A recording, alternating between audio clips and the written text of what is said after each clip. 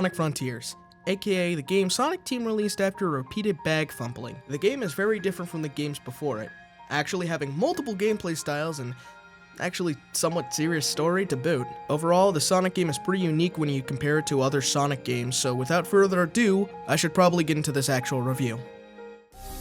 Starting off with the gameplay, it is split into multiple sections. You have the open zone and level gameplay.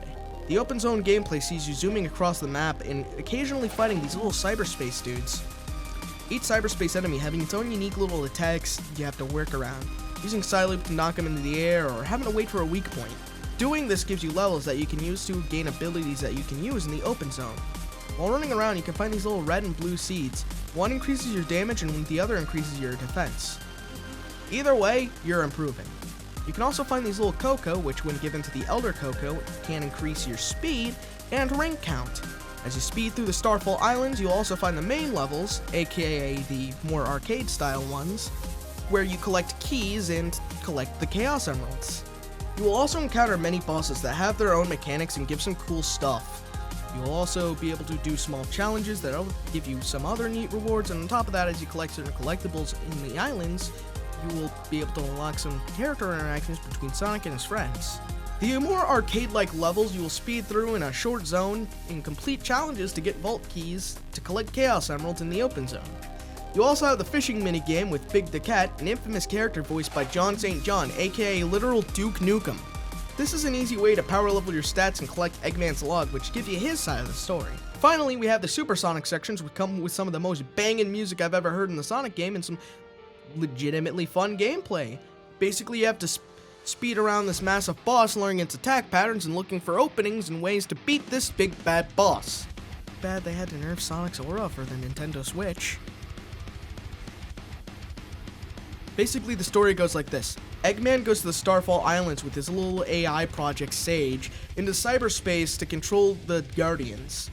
Dr. Ivo Botnik gets blue skidooed into cyberspace and is trapped. Anyways, the next day Sonic and his friends are heading over to the Starfall Islands themselves and also get sucked into cyberspace. Anyways, Sonic basically gets out because he's just that fast. And he ends up getting into some very spooky stuff with some ethereal voice speaking to him, and well, Sonic ends up absorbing Glitch to gain abilities and save his friends, eventually fighting the Guardians before moving on to the next island, and then the cycle repeats. I'm not gonna spoil the end of the story, but it's definitely something. Anyways, I love the characterization of Sonic in this game. He's actually taking this a little serious while still being in character. I also enjoy his interactions with the new character to this game, Sage.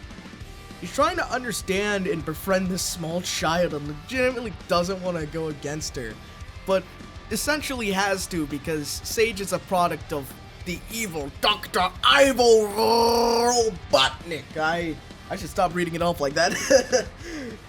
Sonic's interactions with Amy and Knuckles are also nice, and Flynn actually increases the character that goes into this, and actually gives him traits and stuff. It's great.